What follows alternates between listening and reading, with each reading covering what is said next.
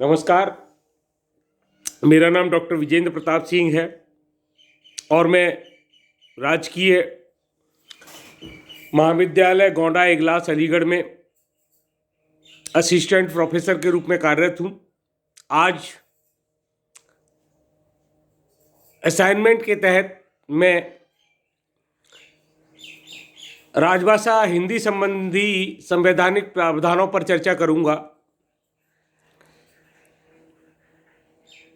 जैसा कि हम सब जानते हैं, प्रयोजन मूलक हिंदी का जो स्वरूप है वो विशिष्ट प्रयोजनों के तहत निर्धारित किया गया है और इसके लिए भारत सरकार द्वारा भारत के संविधान में इससे संबंधित कई सारे प्रावधान किए गए।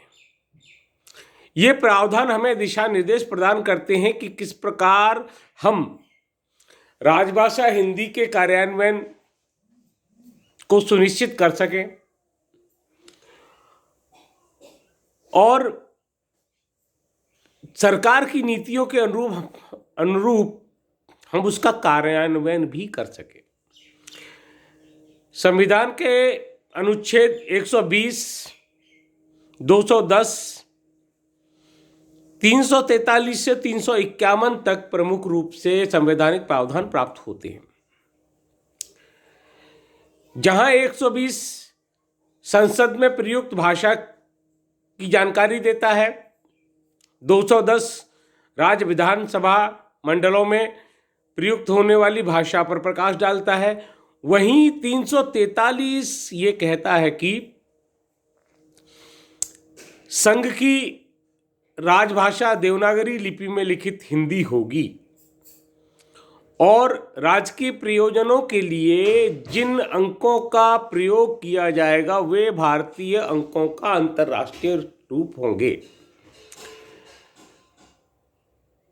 इसके बाद हम देखते हैं कि 344 में राजभाषा आयोग के गठन की बात की गई है और 345 में राज्य की राजभाषा या राजभाषाओं के अनुसार किसी का विधानमंडल विधि द्वारा उस राज्य में प्रयोग होने वाली भाषाओं या भाषा के लिए नियम बना सकता है, उन्हें अंगीकार कर सकता है।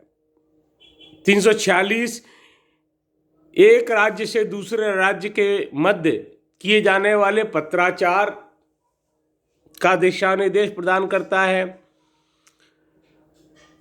और 47 राज्य की जनसंख्या के अनुसार भाषा के प्रतिनिधित्व को प्रदान करने के संबंध में दिशा निर्देश प्रदान करता है। 348 अर्थात उच्चतम न्यायालय उच्च न्यायालयों के अधिनियमों विनियमों की भाषा के बारे में है और भाषा से 349 जो भाषा से संबंधित कुछ विधियों को अधिनियमित करने का काम करता है। 350 व्यथा के निवारण हेतु अभ्यावेदन एप्लीकेशन आदि के प्रस्तुतिकरण की भाषा के संबंध में दिशा निर्देश प्रदान करता है और 351 जो कि अष्टम सूची की भाषाओं या यूं कहें हम राजभाषा के रूप में हिंदी के विकास के लिए समृद्धता का प्रावधान देता है।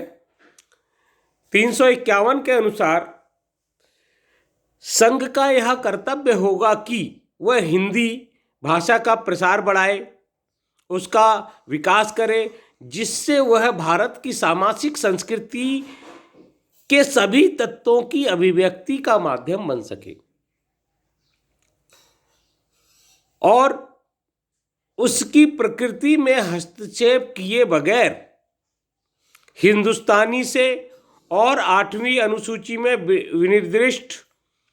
विनिर्दिष्ट भाषाओं में प्रयुक्त रूप शैली पदों को आत्मसात करते हुए जहां तक संभव हो सके उसके शब्द भंडार को बढ़ाएं, जो कि मुख्यतः संस्कृत से हो और गौणतः भारत की अन्य भाषाओं के लोक प्रचलित शब्द हों।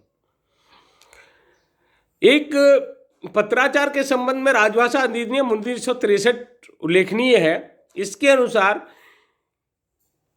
किसी भी सरकारी कार्यालय में पत्राचार द्विभाषी रूप में जारी किया जाएगा, अर्थात हिंदी और अंग्रेजी में। हिंदी ऊपर रहेगी, अंग्रेजी उसके बाद रहेगी। यदि आमने सामने की बात है तो पहले रहेगी हिंदी, उधर उसके बाद में अंग्रेजी।